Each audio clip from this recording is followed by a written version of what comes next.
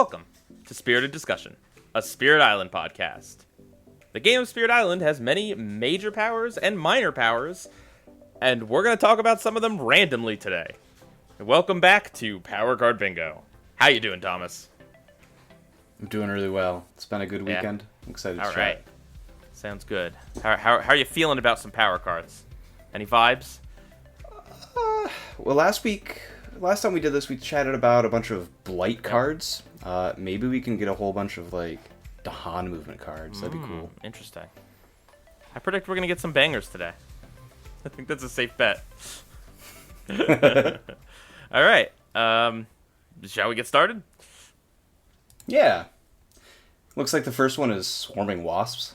It's a 0 cost, fast, range 1, you add a beast. Or, if the target land has a beast, you can push 2 explorers. The restriction here is you can't target a blighted land. Yeah. I like this card. I'm a big fan of this card. I like it a lot. It's a great beast adder. Like, 0 at fast, and its only real downside is you can't put it on a blighted land. Like, this is a great beast enabler. Yeah, but, like, the not blighted land is, like, a beast thing. Mm-hmm. Yeah. You see that a lot come up, so it feels thematic and on point. I'm looking to not add the beast more often. I'm trying to get the push if I can. But I'm very happy to just add a beast, and the next time I'll push. I'm really excited about this card more often than not. And I think the elements are really strong. What's Vengeance as a Burning Plague? Loves this card. Secretly a beast spirit, by the way. Oh, okay. All right, good. Makes sense. Actually, all of the beast spirits just kind of love this card. Oh, yeah. Fangs loves this thing so much. Fangs is a fire spirit. Many Minds got the wind, the air. And just 0 cost is so easy to slot into any build that you go for. This card's great. Yeah. Yeah. I mean, really, it's maybe the best way to add a beast in the minor powers. Like, there are cards I like more that interact with beasts or are the, Dire Metamorphosis and Hazard Spread. But, like, for just a card that just adds a beast or gives you a nice effect on beasts, I don't know, you can't do better than 0 cost, range 1, not much restriction, like, pretty good. A lot of the other ones are kind of more restricted. And in fact, it's, other than Hazard Spread, it's the only way to do it for 0 cost. Yeah. It doesn't make any fear, and I think a lot of the beast add a fear when they do it, but I don't care that much about the fear on the add a beast effect. In certain matchups, like Russia, this helps against the loss condition as well as, get the explorers where you want them to be. Same thing for France. Against England, this card doesn't do much. It's almost textless. You add some beasts. Really cool card that has some ups and downs. How do you feel about the fact that its second mode wants you to push explorers out of its land when a lot of the events want you to have explorers in the land with the beast? Do you think that's what do you think? Yeah, that's a super cool like push and pull between those two, because whenever you push an explorer, there's some heuristics that you go by. The first one is towards the coast probably, and then after that it's like towards the beasts. So having this say, okay, push it away from the beast, you have to reverse that heuristic, and why am I doing this? Being able to push it into a land you're defending or preventing a build is better than the event randomly killing something. So I'm pretty happy that there is that tension, and it creates really dynamic decisions throughout turns whenever you have Swarming Wasps, especially if you have a Reclaim 1 on your spirit panel, then you can play Swarming Wasps really often, and you're always trying to either add a beast or to do the push, but that push is always coming at that cost, and I like that a lot. I think I'm gonna go with Always Happy to See, not because I think this card is like crazy powerful or anything, but just being that it is a 0 cost card, that if you're a spirit that cares about beasts at all, then great. Or even if you have like Blood Draws Predators or something else kind of lined up to synergize, that's great. But if you're just a spirit with a lot of card plays and maybe not a lot of energy, this is also just great. It's just great to see a card that, like, cool, I have an extra play, I'll throw a beast down. Maybe it won't do anything, maybe it'll do great stuff later. It's kind of board context independent. Like, it just kind of always something that, like, if nothing else is singing to me in the draft, cool, I'll throw down a beast, and then maybe I'll get to push some explorers later. Like, I'm happy with that. Always happy as well. The worst case scenario with this card is it's a 0 cost good elements more often than not. Mm-hmm. I think this is one of the best 0 cost cards in terms of design. I love the design of the card. Awesome. Okay. Next up, we have Dire Metamorphosis. Oh man. Ignore blight removal. We got to do blight adding. Yeah, Dire Metamorphosis is a one cost slow card. 1 fear, 1 damage, 1 damage to Han. Add the 5 main tokens and a blight.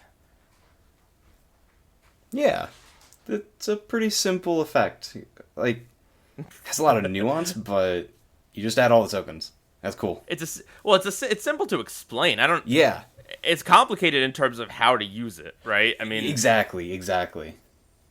It's kind of a meme for sure, because it's generally not a card that you're going to be slamming over and over again. You know, it adds blight, and unlike the other blight adding cards in the minor deck, it doesn't even really destroy much of anything on its own. But it does good stuff. Yeah. I really like this on the aspect for memory. It's not mentor. Intensify. Yeah. This card is a major power on that spirit, as it's perfect elements. You frequently can very comfortably pay the energy here, right? And it just adds all of these tokens in excess. Similarly, Sun can make it so that you don't add a blight, and they can move Badlands around and repeat things, and so this is just a bunch of tokens in one land.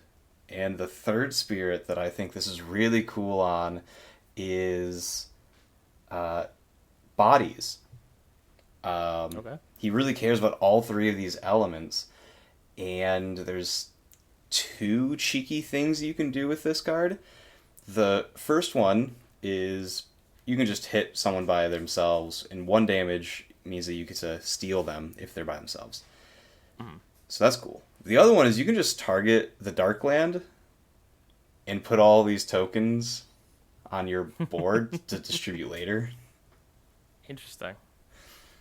Yeah.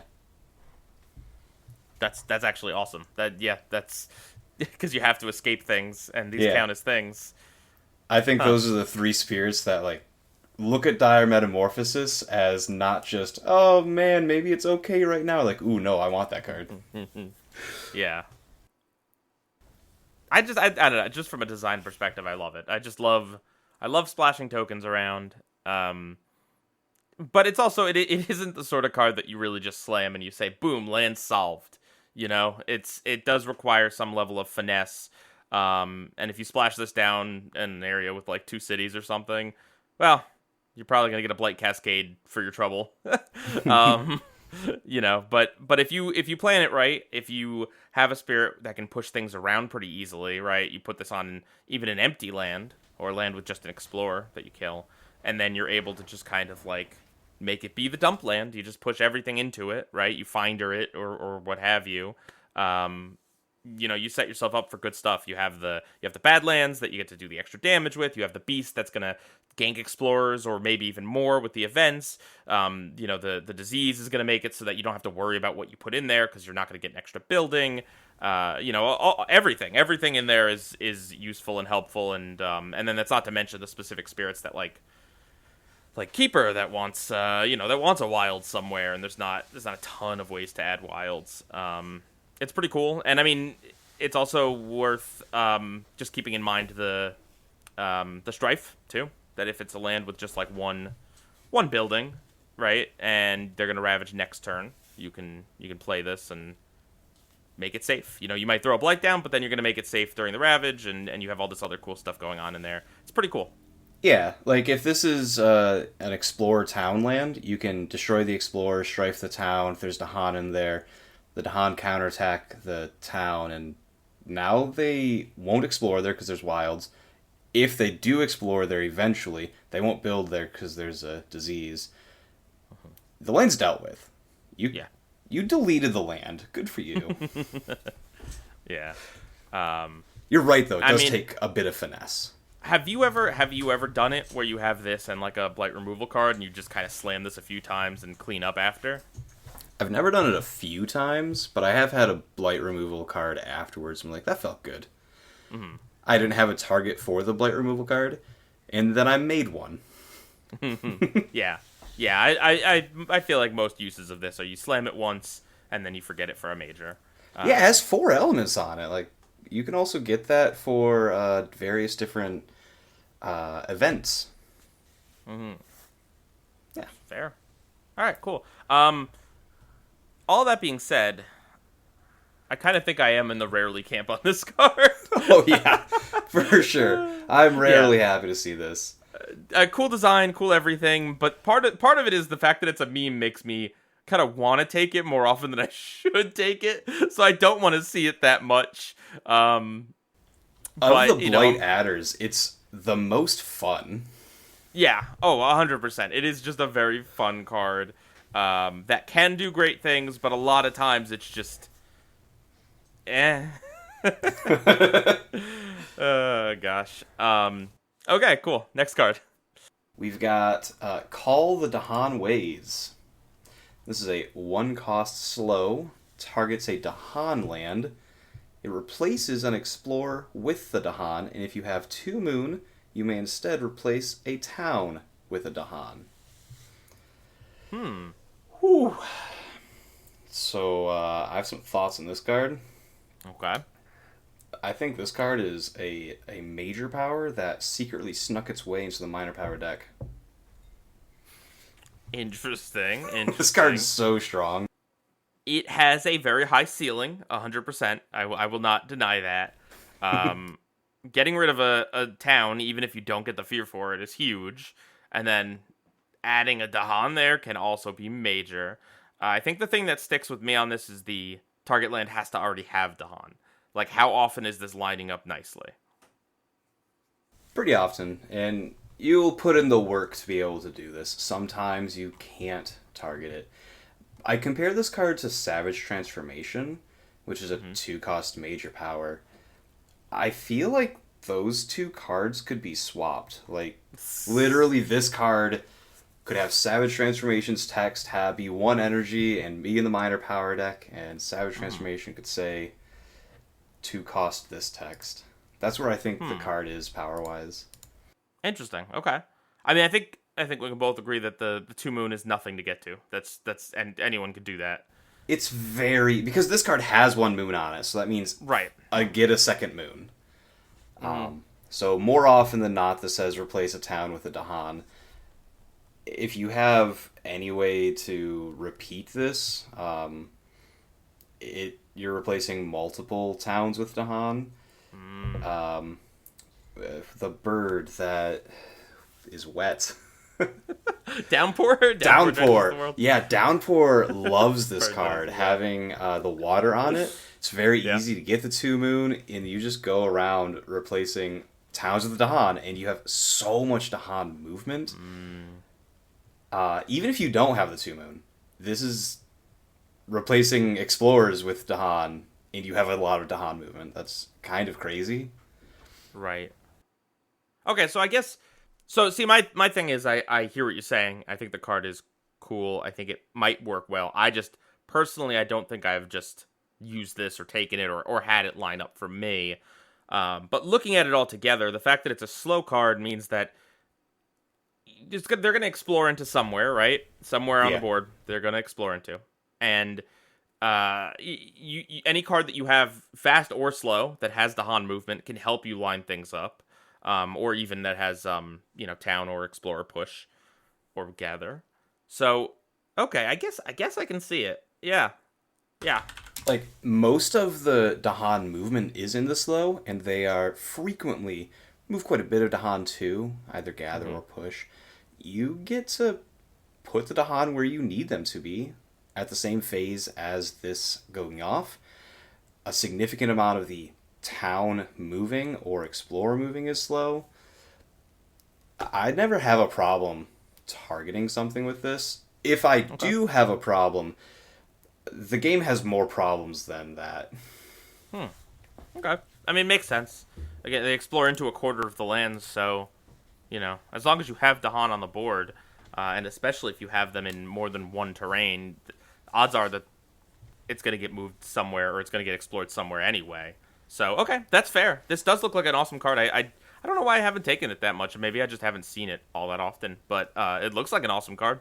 So, one thing that I really like about this card is that it has a moon on it instead of a sun. Okay. And that's a really weird thing to like. Yep. But a significant number of Dahan cards are sun cards. And this means that it doesn't synergize with things like Voice of Command or Vigor of the Breaking Dawn. They have a little bit of a separation there, and I think that's really pleasant, having a very powerful card that doesn't have synergies as it goes up. Bargains of Power and Protection would be great with this card, but they just don't work that well for the thresholding on each other. Gotcha. Yeah. Huh. So I like that the art depicts nighttime. And yeah. it has the moon on it. That's a cool touch. And also just, flavor wise, I like it. Just the idea that some of these invaders are like, you know what? Forget this. Like, these people haven't figured out. Know what's up. Yeah, they can get along with these crazy spirits. Like, I like to picture these people I've seen like Bringer of Dreams and Nightmares, or one of the crazy spirits, and are like, the sun tried to attack me today. I'm becoming a Dahan. I'm done. Oh yeah. Gosh. Yeah. Okay. I'm always happy. What do you rate this it? Card. Okay. I am always happy to see this. I'll follow. I'll go always happy. I'm excited to see it next time, to be honest. Yeah, looks cool. And it's where you want to be in the minor deck in terms of design wise, because it is a card that is pretty simple looking, but you do have to line things up and you do have to figure things out. And there is the downside that you don't get the fear from it. Yes. So it's not like, there's a little downside to it. Yeah, cool card. I believe that this is the only minor power that produces Dahan, and that's very unique in this little space. No, there's the one on the shore that can add a Dahan. Oh, yes. Yeah. But it is a very rare very Cycles rare. of Time and Tide is the card. But yeah. Cool. Okay. Boom. Rain of Blood. From an invader that's decided that Dahan have it figured out to an invader that's not having a great day. This is a 0-cost slow card. 2 fear. If target land has at least 2 towns/cities, 1 fear. And the art depicts 3 invaders getting rained on with blood. The art's pretty metal. Yeah. Yeah. Gore drenches the world. Not to detract from the card at all, because this card is one of those 0-cost, make 3 fear cards. And those are good. Yeah, this is a card that came up with us not too long ago with the fear episode, and that it's one of, I think it's 2 minor powers that just give you fear. No other effect, no other option. It's just fear. They're powerful. This one has the 3 elements of air, water, and animal.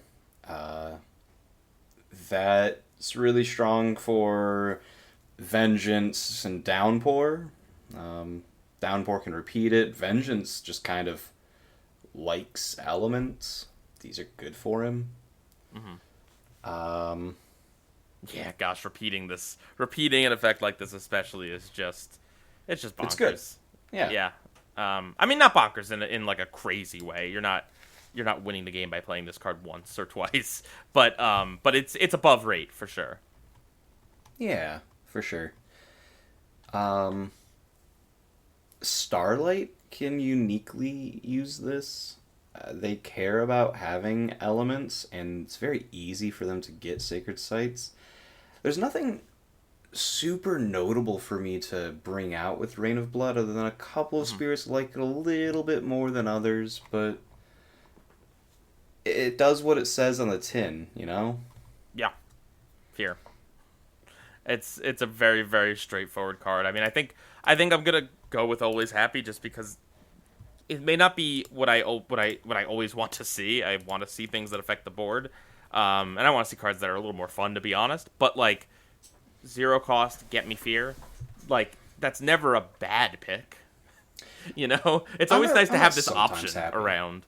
It is. It's pleasant when it occurs. I frequently wish that I had something that dealt with the board. Yeah, I'm sometimes happy about this card. I would rather a card that can affect the board more often than not. In Fair. some way. Looks like we have Pull Beneath the Hungry Earth. It's a 1 cost, range of 1. If your presence is present, 1 fear and a damage. If the target land is sands or wetlands, 1 damage. If your presence is present. Yeah. It's cute phrasing. Something cool about this card is that it is Locus's like 4th unique card. And so one of the coolest things about this is that it's not in the minor deck when Locus is around. And Locust is an aspect for Serpent? Yes. Yep. Okay. Interesting. And I don't know if there's any other aspect that does that. Darkfire does it with Okay. 1. And I think it's just those 2. It's kind of cool. I like that. I feel like if you were to redesign a spirit by giving it cards from the minor deck, like replacing 1 or 2 of its unique cards, that could very much change like the cadence of the spirit. Yeah, for sure. I wish that River, the Sunshine one, had a 4th card from the minor power deck. Because they took a card away, and 3 cards isn't enough. But Yeah, that yeah. Lessons not learned. great. But about Pull Beneath very specifically, this card has some neat potential. It can do 2 damage if you target where you are, and where you are is a sands or wetland. 2 damage and a fear. That means 2 fear if you destroy a town. I could also target a mountain where I'm not and do nothing. That is a legal target, yeah. Yeah, man. If I what if I really needed to scream disease somewhere badly? That's an expensive disease. Man. The slow scream disease. Yeah, man. Oh gosh. No, but seriously, yeah. Yeah, we talked about it a little bit in the damage episode that like 2 damage is not the most common thing in the minor deck, and that's cool. Yeah. It's an interesting design space. Yeah, that it's if X then 1 damage, if X then another damage, or not even another damage. If X then 1 damage. No, sorry, hang on. If X 1 damage, if Y 1 damage. There we go. So it means that you could hit one or the other or both, or neither if you hate everything. Yeah. I've never done that myself. I would love to see a Spirit Island puzzle where the correct decision is to do that. I mean, other than Scream Disease, there's well, actually, we were just talking about Intensify Memory, right? Yep. That can have you add things, I think, based on where you target. I think They have to already be able to do that, though. Fair. Yeah. The spirit that likes this the most, I think, is Fathomless Mud of the Swamp. Okay.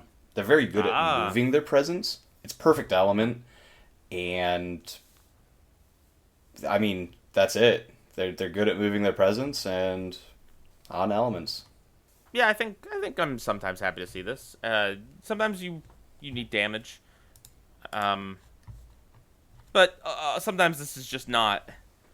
It doesn't line up well. Like you want to do the damage in a mountain or that other terrain. True. Or you're not there, or something stupid happens in the event, right? Or the ravage, and you lose your presence, and that stinks if you were planning on, using it for the extra damage and fear. So, it's fine. Yeah, I'm rarely happy to see this. It feels really restrictive, and it's slow damage. If one of the most notable things for me is that Locust removes from the deck, it's not saying a lot for me. Yeah, it's an interesting choice to throw on Locust. It's cool. I like it on Locust. Yeah. I like it a lot. Next up is Strong and Constant Currents. This is a 0-cost fast card that says push 1 explorer/town to an adjacent coastal land, or move up to 2 Dahan between target land and one other coastal land, and if you have 2 water, you may do both. I love this card. Okay, good. Yeah, man. It's an awesome card. Something I really love about it is like this thematic sense that the ocean, even when ocean's not in play, is a part of the island, or it's something that is real, as you can move the Dahan completely around the island. It doesn't really matter how big the island is. They can go from one spot to another coastal spot. Yeah, I love that. That's amazing. You don't get to feel that full effect in a true solo game, but playing with even one other board is like, so cool.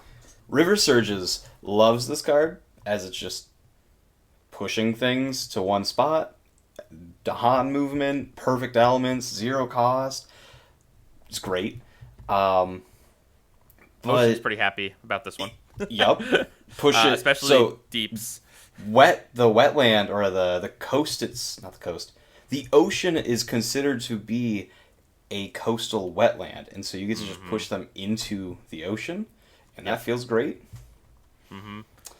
Plus, it's a nice way to move the Dahan for when you do your Defend 4, or if there's a lot of boards and you don't have like a great sense of presence somewhere, you can just kind of throw the Dahan from your coast that you're kind of covering to some other coast where you're not attacking it as much because you don't want to accidentally drown it. So, yeah. Yep. I love this card. I like it thematically. I like the elements lining up. I like having a threshold and being able to do both these parts is cool. Something that's a little weird that I see come up a lot is you don't have a lot of choices. Like, for example, on a 3-player board, you target land 1 or 3 on the coast, and the push for the explorer town just goes to the middle. There's no option there. It has to, yeah. And I think the one thing I'm going to bring up is Trickster. Okay. And the reason is because you can target an inland land with the Let's See What Happens if you chose there. And so you can move the Dahan from that land to a coastal land still. And the idea of them just like running from inland to some coast is really goofy to me. Interesting. You were talking earlier about how some cards feel like major powers, and this one feels formatted like a major power, right? Not necessarily that it's strong enough for it, but just that in terms of it gives you a lot of options of what you can do, and if you reach that really, really tough threshold of 2 water, 1 extra water, and this card, you get to do both, and it feels cool. There's lots of times that I get that threshold, but I don't need to do both these things, but I always click both on the app just for fun. The frequency at which I have taken this card and not thresholded it is incredibly high. Yeah. And I point this out as I have wanted to threshold it. Sometimes getting that second water isn't that easy. That's because you play all Fire Spirits. It's not that easy, okay? I feel like I have an affinity towards water spirits of anything. I really like Downpour and Ocean, and Very fun. River. Yeah. But anyway, yeah, just cool stuff. I'm The always Dahan happy to see movement. this card. Oh yeah, 100% too. And the Dahan movement, even if you don't have multiple boards, being able to move it from, one coast one to coast three, whatever the two far away coasts. 1 and 3. Yeah, is nice. There's lots of flexibility here. It's not crazy powerful, but I mean it's a zero cost fast card that lets you do potentially invader movement and Dahan movement. So good stuff. I'm going to bring up one more spirit really quick. Oh boy, here we go. And this is because I saw a comment a few weeks ago saying we hate Lure, but Lure hates this card. Yeah. Range 0 on coast, the most off elements. And even if you were able to use it, what would you do? Make one bad coast another bad like. Yeah, no bueno for that spirit. But Yeah. what are you gonna do? All right, let's get one more in. Yep. We've got Gnawing Root Biters. This is a 0 cost, range 1 slow, push up to 2 towns.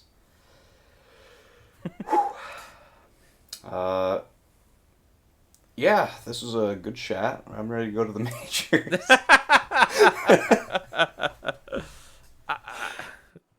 I have so little to say about this card. It's really bad. If there are 2 towns there, me pushing them doesn't deal with the land. There's likely a city, and there's likely several explorers. So pushing things out of that land is almost like exactly the opposite of my goal in any given game.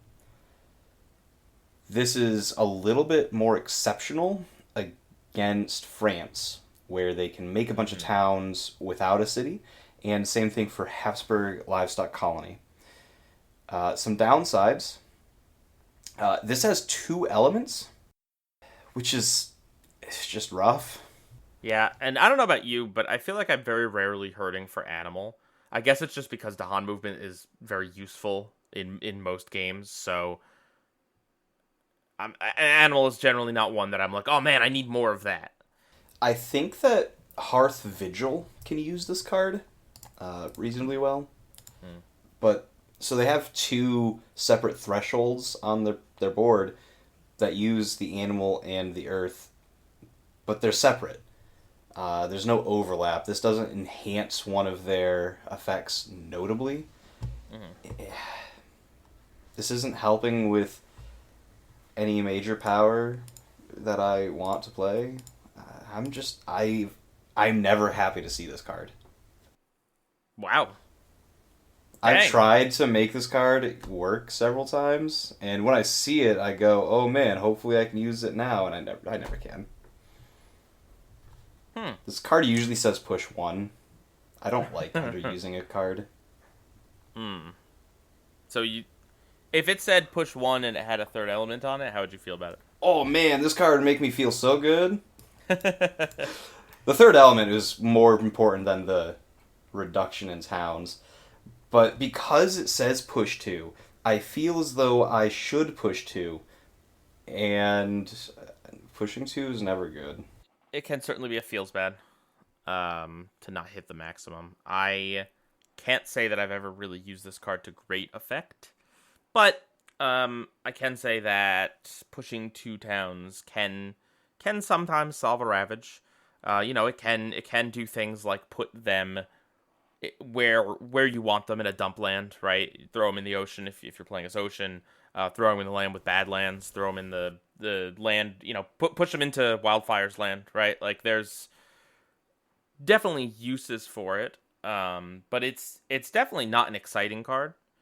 And there's nothing else to it. There's no way to finagle it like you can a lot of other cards, where if you hit the right threshold, or you choose one option and then choose the second option next time, or whatever. It's just to push up to 2 towns. I feel like this time we got a lot of very simple cards for the minor deck.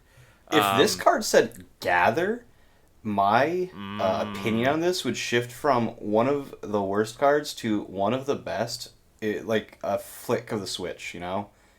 Because if you have two lands that are like, a town and an explorer, suddenly you're solving both those lands from a Ravage. Yeah, this does a lot if it says gather instead of push. If there was a spirit that their unique thing was like they treated pushes as gathers and vice versa, which I think would be kind of cool, this would be one of the best cards that they could see. Is it the Wind Kitty that can turn things that say push or gather fast? Yes. Yep. Sunbright Whirlwind. Sunbright Whirlwind. I feel like that would be a nice thing to have with this card. Push up to 2 towns at fast for 0? Not as bad. No.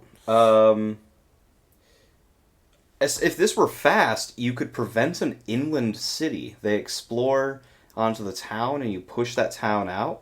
I'd be very happy to push 1 in that moment. I think I'm going to throw it into Sometimes Happy to See. I do not love this card, but it is still something that there are times that I just need to move stuff, that I just want to get stuff to the land that I can like heavily affect. Putting stuff in Volcano's path, right? Like, yeah. There are times. Oh, granted, if you are Volcano, I don't know that you could reach. I don't know that you'd have the reach to do that properly. But if you're playing with Volcano, Volcano gets +1 range, so it's range 2. So there you go. But yeah, it's sometimes happy. I thought you said never happy. Oh, my bad. Rarely happy. Rarely being the word we use here. I am rarely happy to see this. Okay. The times where I take this, I am using it that turn and hoping to forget it the next one. Yeah, but I like the art. Yeah, it's adorable. Some little root biters. All right. So that is the minor deck. We got through some interesting cards today. Let's move on to the major deck. The Jungle Hungers. Range 1 from a jungle. Cost 3. Destroy all explorers and all towns. Destroy all Dahan. If you have 2 moon and 3 plant, you also destroy a city, and you don't destroy the Dahan. You once used this as a benchmark for, like... damage. Yeah, for everything needs to be better than this if it's going to cost more. Yeah. Yep. This card is insane to me. And so, like, perhaps it's an aggressive benchmark. But whenever we're looking at cards in a card game, we have to compare it to something, and we're trying to compare it to the best. Yeah. This card does a lot. Yeah, it very much does. I mean, starting with the fact that is one of the easiest thresholds in the major deck, right? Yes, it's very, very easy. A 2/3 threshold is doable by basically any spirit. Because you only need 2 other card plays or to have a leaf somewhere on your board, which is something that most any spirit can hit with, given long enough in the game. Yeah. On the low end, this is doing 6 damage. On the high end, this is 14, 20. If only there were a way to push 2 towns to get them bunched up with some other towns. Oh my goodness, we could do 4 more damage!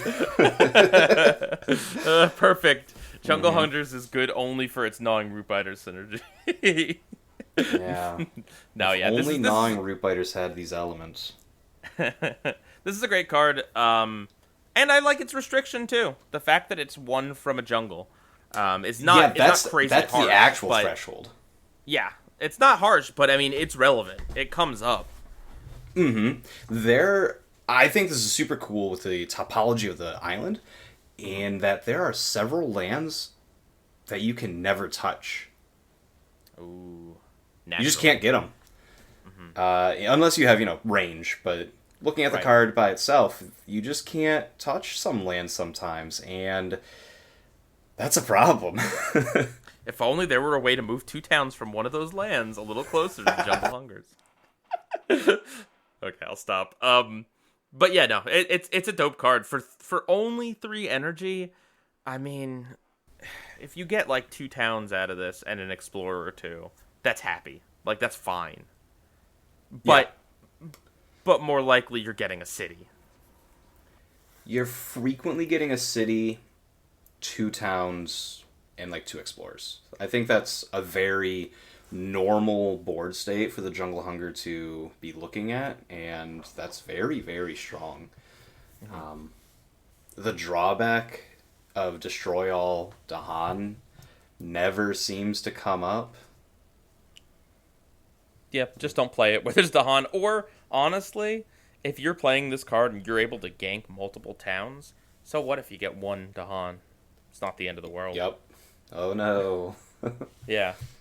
And also, yeah, I mean, you threshold it and then don't have to worry about that. One of the easiest spirits for this to threshold with is a spread of rampant green, where they have the multiple grass on their board. And they have 2 moons in their opening hand. So this is kind of an auto threshold. Yeah, that's... Not that They spirit also needs the help. proliferate into jungles like all the time. Mm-hmm. Just saying, it's really good on that spirit. Yeah, no, that's completely fair. Yeah, I'm always happy to see this card. It's a major power that's reasonably priced and can do great things. And it does have downsides. It's like designed very well, but those downsides are easy enough to work around.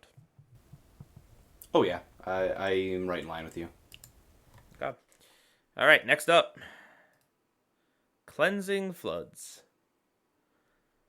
It is a 5-cost slow power, 4 damage, remove 1 blight. If you have 4 water, 10 damage. Yeah, so whenever we compare Jungle Hungers to Cleansing Flood, there's some issues. The Yeah. restriction on this for the range is from a wetland, which is similar to Jungle Hungers, but the effect is not the same. No, and we're going from one of the easier thresholds to one of the harder thresholds.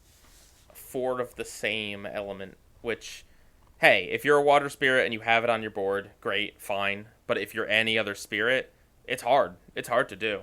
It's really hard to get 4 of a single element most of the game.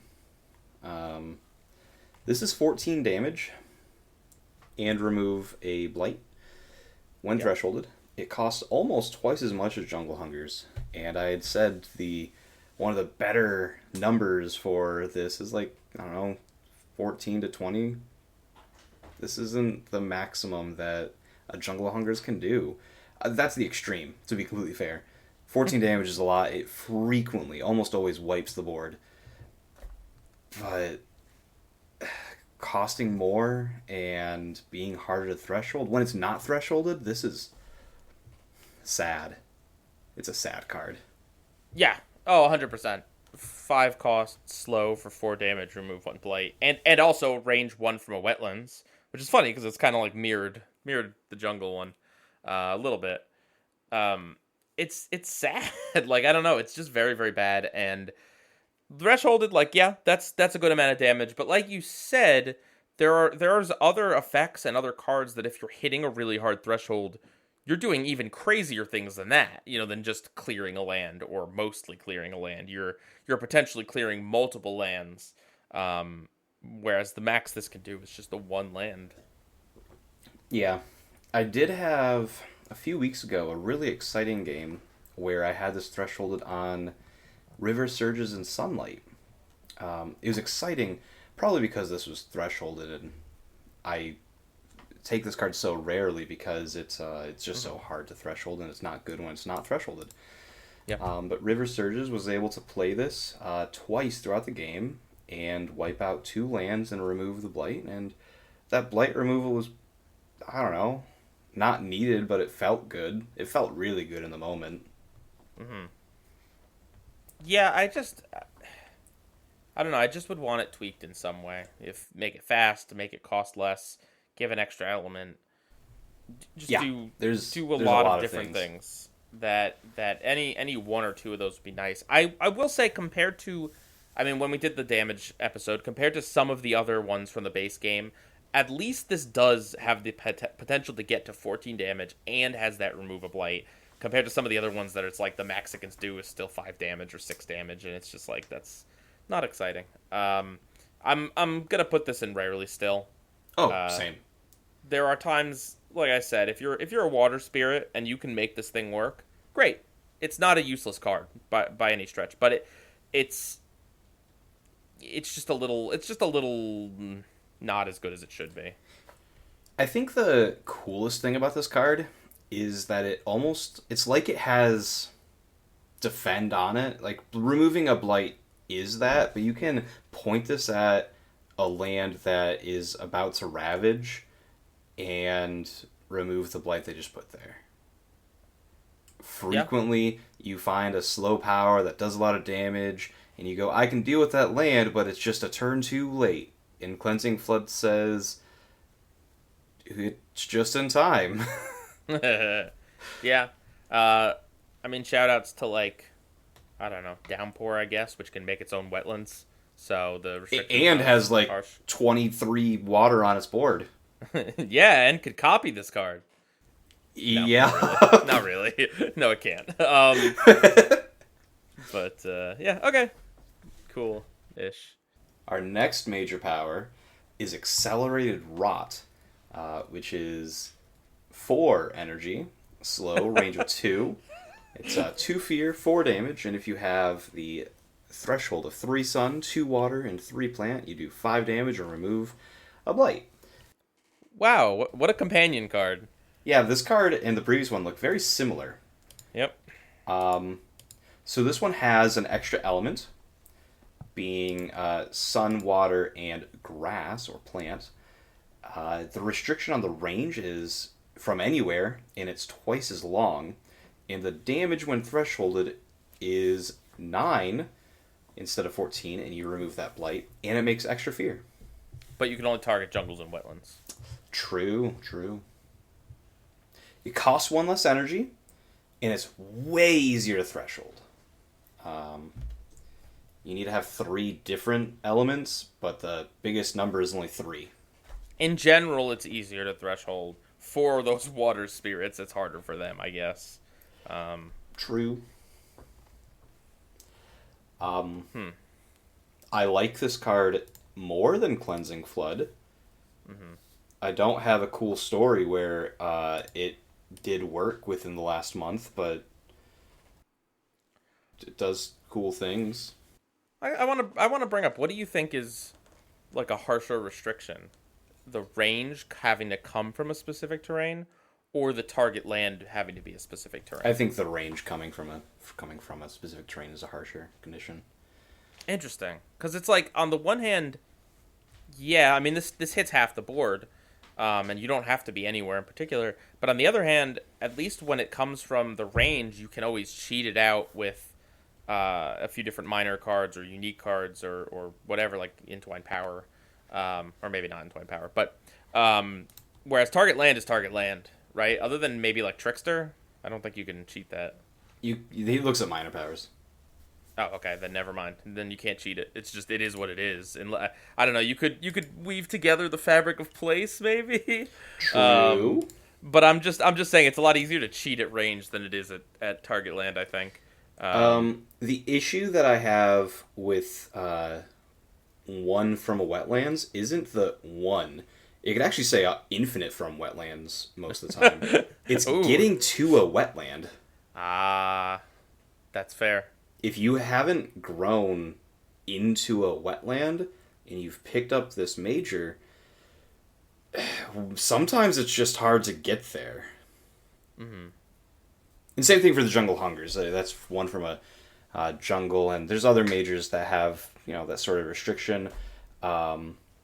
Sometimes you're just in that land, but then you're looking at only 5 to 7 lands adjacent to it, and you really want to affect a different land. How do you get to the jungle or the wetland that is touching that land? That's the real restriction. Mm-hmm. Yeah, that's fair. Okay, So then going back to Accelerated Rot, and especially comparing it to Cleansing Flood.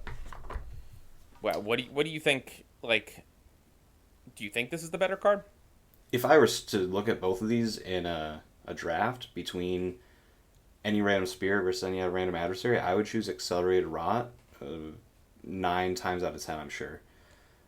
Okay. The damage is frequently large enough. They both do the same-ish thing, a bunch of damage, remove a blight. Mm-hmm. This one costs a little less. It helps. It's a little easier to threshold most of the time. I like this card more.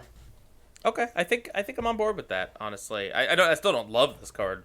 It falls into mostly the same trap as the previous one, but I do think it being just a little bit cheaper, giving a little more elements, being a little easier to threshold, and also not just easier to threshold, but it means that like oftentimes if you're trying to hit 4 of one element, like you're only playing a specific configuration of cards in your hand to do that.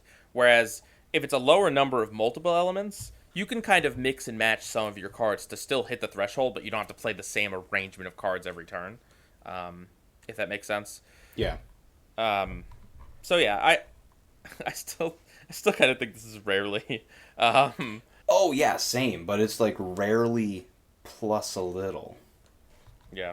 Next card is Draw Towards a Consuming Void. Oh man. All right, from some underwhelming cards with not too much text to here we go. This is an 8-cost slow power that says gather 1 explorer, 1 town, 1 city, 1 Dahan, 1 beast, and 1 presence from any spirit from each adjacent land. 4 fear, 15 damage, 5 damage to Dahan, destroy 1 presence from each spirit, destroy 2 beasts. And then in probably the most unique threshold in the entire game, if you have no other power cards in play, any number of times you can forget a minor, major, and unique power to perform the above effects again. Range 0. Mamma mia. This card's cool. This card's really cool. Yeah. This card's a bizarre, wonderful card. This card very frequently wins the game. Mm-hmm. If you can take a turn off to play it, the game is over. It costs 8. It's the second most expensive major power in the game.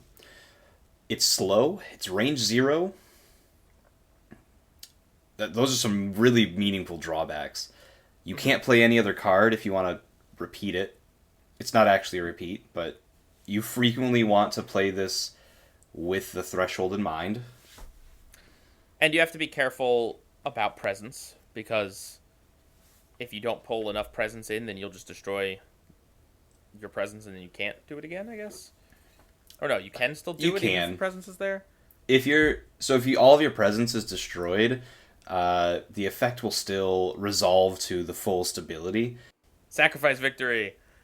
Yeah, assuming that you have presence elsewhere on the board, you'll be fine. It just goes from the adjacent to that target. But if you don't...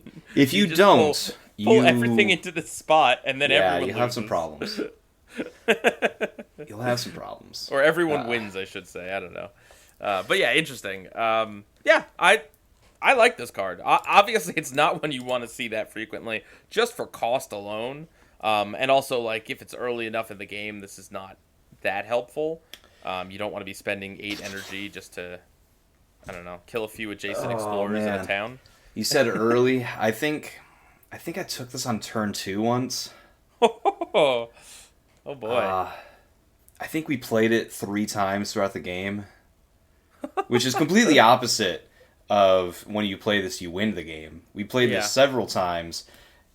It just kept wiping out one board. It was a 3-player game. It was like, let me walk over here, get some energy, and blow this place up. If you can make this fast, that's kind of abusive. You hurt the invaders. Something that's really unique is that the threshold isn't a repeat. Yes. You just do the top part again, and so the range is where the initial target was. And so you truly just clear out that land and everything around it. It moves cities, which is another really unique thing. Finder is a spirit that moves cities, but that's one of the few examples where moving cities occurs in the game. Mm-hmm. So that's really cool. Even though it's effectively doesn't really matter because you're going to immediately destroy that city generally. It's cool still. Oh, yeah. No, I'm using this just to move cities. Actually, Yeah. I got to get a city from here to here. The rest of all the damage and destruction is kind of incidental. I just really needed that city out of there. Speaking of Finder, if they're in the land that you're about to blow up, you get to pull from one of their other lands. Oh. Also, they're pretty good at putting a lot of things into one land, so one of the lands that they couldn't pull from, so now you've got, like, your draw land plus another place that they couldn't deal with necessarily. This is a cool card. You know when you need to take it. Yeah. Unless you look at it on turn 2 and you're like, guys, is this the card? Mm-hmm. Well, guys. you mentioned getting to turn it fast is degenerate, or not degenerate, but it's just really good. But Sunbright Whirlwind, that gift of Windsped Steps, it says gather. Mm-hmm. Plus, you can get range from that spirit. Wait, actually, I think I found the spirit that likes draw the most. Well, and it's got a growth that's just a gain 4 energy, right? I mean, that's pretty good. Sunbright is if you find draw with a Sunbright in the game, you should really consider it. And it doesn't look like the spirit that would want this. It doesn't. I don't think Sunbright wants it. They just want their teammate to take it. Well, I just meant more that a consuming void is not bright. It's not the Sunbright Whirlwind. No. Yeah. Anyway, this is a. This might be a sometimes for me. Honestly, the thing is that there's not a lot of cards in this game that I think are worth like grabbing if you have to basically like take a turn out to play it. But this is one of those cards that absolutely is. I mean, it is a game-winning card. Oh yeah. This card wins the game. Despite the fact that it can win the game, I am only sometimes happy to see it because when it doesn't win the game, when I don't have 8 energy, when I can't take a turn off, when I need the elements, when I need something now. Yeah. It's a cool card, though. Yeah, and I mean, like when I say save up for it, the thing is that there's other cards that will win you the game, but if you hypothetically took a turn off the previous turn, right, and let the island go to absolute crap, that game-winning card is no longer a game-winning card for you. You know, it's only a game-winning card if you're doing fine. You can't afford to take a turn off or do not much to earn up the energy for it. However, this card, honestly, if you let the island go to crap, it'll just do more. It'll get you more fear because there's more stuff that's built up, you know? Like, yeah, very cool card. Have you ever played this card and repeated it, doing 30 damage, and there's still stuff in the land? No, that has not happened to me. I have, and like I resolved the card, and I was like, "Wait, what?" The land's not empty. Oh no. Oh, I got to shout out memory. Right, it's got got that gain 9 energy. It can afford to play it. Also, it can only once per this action, but you can choose to discard instead of forgetting minor power, major power, or unique power. So, very helpful. Yeah, that's super cool. Okay. What's next? Oh, we've got Spilled Bitterness into the Earth. This is a 5 cost, range of 0. It's fast. It does 6 damage. You add 2 Badlands or Strife and 1 Blight, and up to 3 adjacent lands with Blight, you add a Badlands or a Strife. If you have 3 Fire and 3 Water, and up to 3 adjacent lands, 1 damage to each invader. It really feels like we're back in the damage dealing episode. This card's dope. Yeah. So this card, It does a lot of damage. It adds blight. Yep. It adds a lot of tokens. I think it has some cool synergy where within itself, where it's adding Badlands to adjacent lands, and then you are dealing a trivial amount of damage, but the Badlands is going to amp it up. Mm-hmm. It's something that you want to repeat, kind of like all over the place, not in the same land, because you've wiped out that land and you've added the blight, but now you go to the next land, and you can keep that land you just hit down because you get to keep adding things to it. It's really cool. Mm-hmm. I am often hesitant on the blight adding powers. However, I think if there were ever an effect that warranted adding blight, it's an effect that can solve multiple lands at once. If you threshold it, you know, this could solve 4 lands, which is insane. Yep. Let's see here. So on Volcano, this card is pretty cool. Mm-hmm. So it's just like good elements. The 3 water for the threshold is challenging.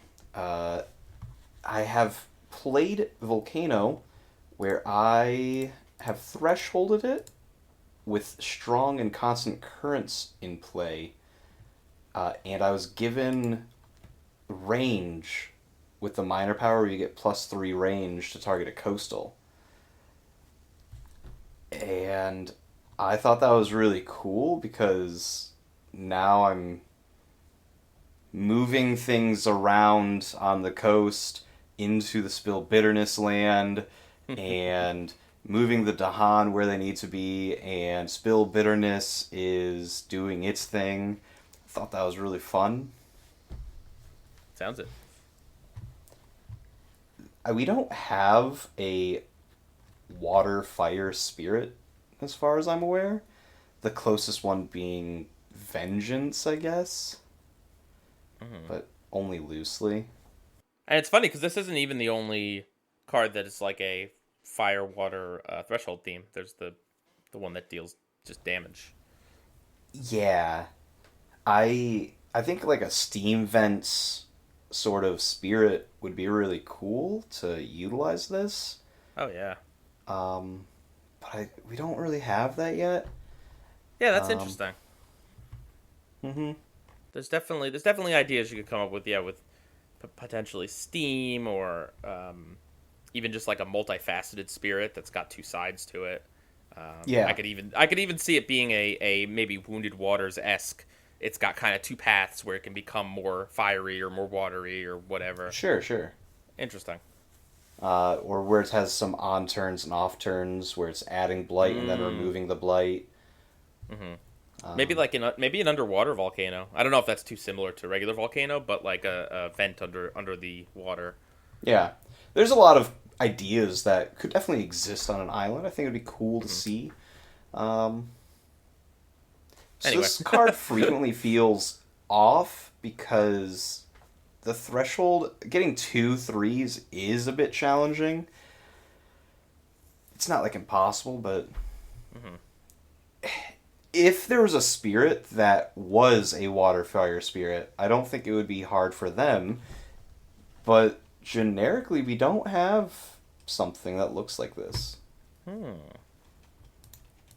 You had mentioned Wounded Waters, and they kind of like having fire. I suppose they could also potentially come out with a like an aspect, for river or something, or I guess an aspect for volcano, right? That makes it an underwater volcano, and maybe it's in the ocean instead or something, or on a wetlands exclusively. I think a volcano being able to tech into water is a really fun way to play volcano, and having an aspect for him that accentuates that would be super cool. Oh, hang on, but you forgot about the water fire spirit. There's Starlight. Starlight can be whatever you want it to be. Yeah, that's cheating. Oh gosh. But anyway, yeah. It's a cool card. I think I think I put it in rarely just because any card that does add the play, I am you always got to think twice about it. You got to look at the board state, look at what you can afford to put down, see if this card would really be good for you. But it's definitely a card I've taken and played and done well with, and I like it. It's just not one that I'm always happy to go with. I'm somewhere between the sometimes happy and the rarely happy. Mm-hmm. This card being fast is really meaningful. If a Yeah. land was already going to blight, like 6 damage is City Town Explorer, that's good. Yeah, 2 cities.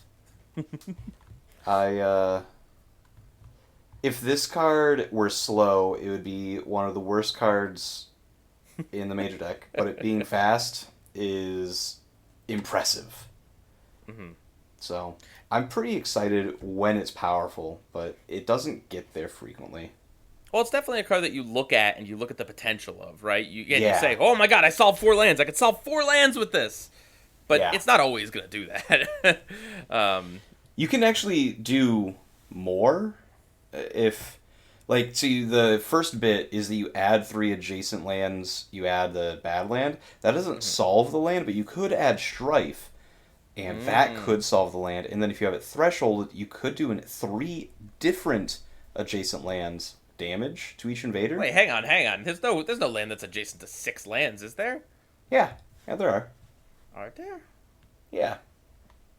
Okay, all right. So this could affect 7 lands, potentially. Whoa. Like, that, it has a really high ceiling, is the thing. Uh-huh. The floor is decent, where you hit 6 damage, and you blighted before the enemies were going to blight. Mm-hmm. I don't like playing this on places that aren't going to Ravage, usually. But when they are going to Ravage, oh man, this card just, it does so much. Yeah. So where you landing? Where you landing? Yeah, I think this is sometimes happy. Okay. I wish the elements were a little better. Okay. All right. Let's do one more. One more. Flow like water, reach like air. This is a 2-cost fast power. Target spirit gets +2 range with all powers. Target spirit may push one of their presence to an adjacent land, bringing up to 2 explorers, 2 towns, and 2 Dahan along with it. And then if you threshold it for the very easy 2 air, 2 water, the moved presence may also bring along up to 2 cities and up to 2 blight. This is like the opposite of some of the cards of the really expensive cards. Yep. As cheap as it gets for a major. Yeah, right? This is one of the rare support majors. Gotta love those. I mean, this card's nuts, right? We could just agree this card's insane. Like, yeah. Great card. Like, I'm just going to say always happy to see right off the bat. I was going to preface, like, any discussion we have, always happy. This card is awesome. And it's awesome because you get 2 range on your Cleansing Floods. Exactly. Now, the wetland you're in can target anything. No, I mean, the range it's a nice incidental effect, but, like, oh my gosh. One of the few things that can move cities, and it can move 2 cities, and bring along Blight. There's a lot of nuance to this card. Whenever you play it, it's who am I targeting, where are we pushing it to, how can we abuse this. It's very easy to threshold, so more often than not, I just assume it's thresholded.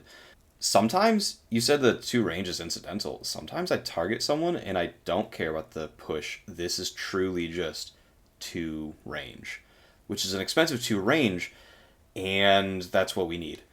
Other times, we push a whole bunch of stuff into a place with a bunch of badlands, and now we blow that place up.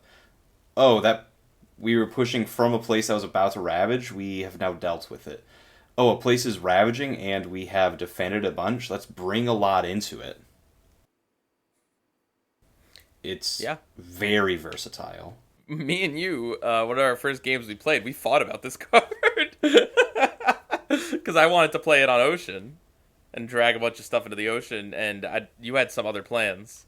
Yes, with the ebb and flow of Ocean, being able to push everything into an ocean for 2 is really strong. Um, on Vengeance, it's if Vengeance takes it, it's kind of weird. They care about animal and fire quite a bit, but their other two elements are the air and water. Uh, and this allows them to move Blight, and they treat those as Badlands. So that's pretty unique. One interesting thing is that the president still has to follow like restrictions, right? Like you can't bring Correct. an ocean inland. You can't bring Volcano out of a mountain. right, or lure onto the coast or something. But the Yeah. fact that you could target any player, I think that's what pushes it from, it's a good card into like, wow, this is nuts because there's just always someone that you can target with this to do great things. Yeah. So this is Silent Mist's element set with the water and air. Okay. And it's really cheap, so they should be pretty happy to take this. Um, maybe they wish that it also did like one damage so that they could have that spookiness around, but Right. this card is very versatile, and I'm always happy to see this on every spirit, like across the board. Yeah. Yeah, I mean, this is again, you're moving potentially two explorers, two towns, two Dahan, two cities, two blight, and one of your presents. Like, Mhm. just the flexibility on that, and all of it says up to, other than Yes. your own presence, which you have to push. Everything else is up to. It's not like draw towards or some of the other cards where it's like you're forced to move certain things. If you don't want to bring those Dahan there, um, you don't have Or that to. blight. Yeah, right. Maybe you want to leave the blight where there's nothing left after you've pushed everything out of it. Mm-hmm. Um, yeah, and I mean this is a great tool for pocketing. This is a great tool for setting up lands for big things like cleansing floods or whatever. This could grab the last corner that consuming void can't naturally touch. Right? Sure. you bring it in a little bit, and then consuming void can take care of it next time. Um, So something that's kind of cheeky is that it gives 2 range, but mhm. you can kind of treat it like 3 range if you're pushing towards where you need to target. Mm. It's like kind of cool. I think the lamest use of this is to say, okay, I need to get my presence one more over here. I don't care about any of the rest of the stuff. I just really badly need to. I mean, for 2 energy, honestly, if that can do good for you, then go for it. That might Um, be the lamest, but also I love it whenever a game says what are the fringe cases that you can use this card. yeah. Oh, many mines. The air is super easy, and getting the water is trivial for them, and they like that. And so moving things around is super good for them too. I think that they wish that this also moved things like beasts, but moving a whole bunch of stuff into a place where you're about to defend for a lot is super cool. Well, there's a That reason why Vital Strength is on the card. vital strength, being able to leave his little corner of the world would be nice too. Yeah. Yeah, so, like, it is good for spirits that don't have restrictions on where they can be, but they have restrictions on where they can be placed or something, like um, Keeper or whatever. Just like anything that kind of has trouble getting presence placed. But yeah, that's excuse me. That's the thing about this card. It's just you look at it and you see all the effects: the range, the moving of your presence, the moving of invaders, the moving of Dahan, the moving of Blight. You see all of these things, and on top of that, you can pick any player in the game to do this. That's Yeah, this. I mean, this is it's a bomb card. It's one of the best cards that's not going to win you the game. true. Yeah, So, all right, what an awesome card to end on. yeah, that's fun. Okay, we got through six majors today and 7 minors. Okay, I thought we'd be going faster as we went along. We're getting slower. Well, I think that we have a lot to talk about with these cards, and I'm excited to dig kind of deep, so I'm okay with this pace. Oh yeah, absolutely. I picked out a draft this time. Let's check it out. Yeah. So this is from Sam on our Discord, who says, "Amazing turn one Starlight draft versus England 6. This was the start of my first England 6 win." Oh, Um, congrats. yeah, and the cards that they have are Voice of Command, Cast Down into the Briny Deep, Infinite Vitality, Plague Ships, Sail to Distant Ports. Um, yeah, Cast Down is the most expensive card. All right. So my gut feelings here are that cast down shouldn't be taken. It's Yeah. turn one, cost 9. If I'm taking a major on Starlight on turn one, I'm looking to play it on turn two. So it's not that. Uh, Mhm. the other ones are within range to play. I'm Infinite Vitality, very powerful card. I don't think this is the one because it doesn't do anything on turn two. If I'm Yeah. playing this on turn two, I want to do things. Hmm. And so now we're between Voice of Command and Plague Ships. I really like Plague Ships into England. They're the build a bunch, and this adds a lot of disease. I'm pretty excited to just add 4 disease with one card. Yeah. The other one is Voice of Command. The biggest benefit of this card is that it has a sun on it, and I think that's the most powerful element for um, Starlight. Starlight. Thank you. Uh, I have an affinity towards the plague ship here because we're playing against England, and there's probably fewer explorers than average. So Voice of Command I don't think is doing as much work as I'd want it to, and the counterattack is less impactful because they have extra health. It's really hard to out damage them even through Dahan. So I Hmm. would be pointed towards plague ships here. Okay. Yeah. So, what's interesting to note about Starlight is that just kind of like memory, it's a spirit that has a lot of potential of where it can go, but innately can't really do a whole lot at the beginning of the game. So it's the sort of thing where you do want something that you can take and run with, right? With other spirits, you might say, "Cool, take cast down, save up your energy over a few turns, and then bam, like you can prep for cast down, and that'll be great." But with this spirit, I think you do want to hit the ground running a little bit more.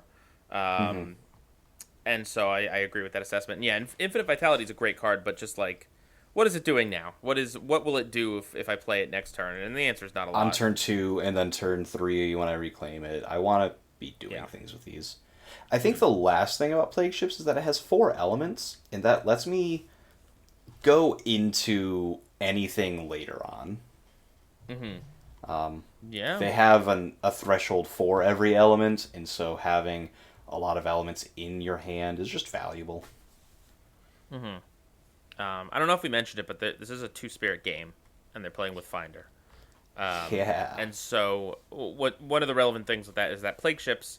So the target land has to be a coastal city, but because there's two boards, there's two. Actually, there's more than two coastal cities, but there's just a lot of targets for it, right? Whereas Yes. if you were on one board here, I don't know that I'd say like that's super worth it immediately, just because yeah, there's only so many targets for that, right? There's only three coastal lands. Um, so yeah, I think I'm going with plague ships in this specific matchup at this specific time. I think it's a cool pick. I think these cards are generally pretty good, but like in this specific situation, I go with plague ships. Cool, cool. Do they say what they did? Uh, no. Okay. Oh no, wait, sorry. Starlight can do weird and lovely things. When I go for major strategy with Starlight, I usually do a T1 major and cast Boon of Reimagining. Oh, it says I ended up picking Voice of Command and managed to get 20 plus explorers that I used to kill most of the towns slash cities. Looks like they really collected the explorers and they said, no, no, no, don't hurt them. They're one of us. And they used Finder to just move them around, I bet. Interesting. Yeah, I mean, Voice of Command is definitely not a bad choice. Um, Yeah. Good stuff.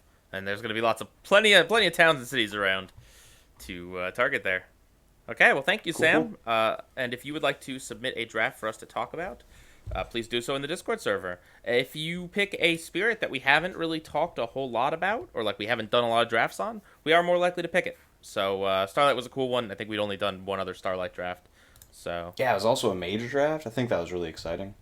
so Thanks good for sharing. stuff. Yeah. All right. Well, thank you guys for joining us. Any final words, Thomas? No. I had a wonderful weekend. I've enjoyed our chat. Look forward to seeing you next time. Bye. Yeah. Great stuff. We hope you enjoyed the spirited discussion.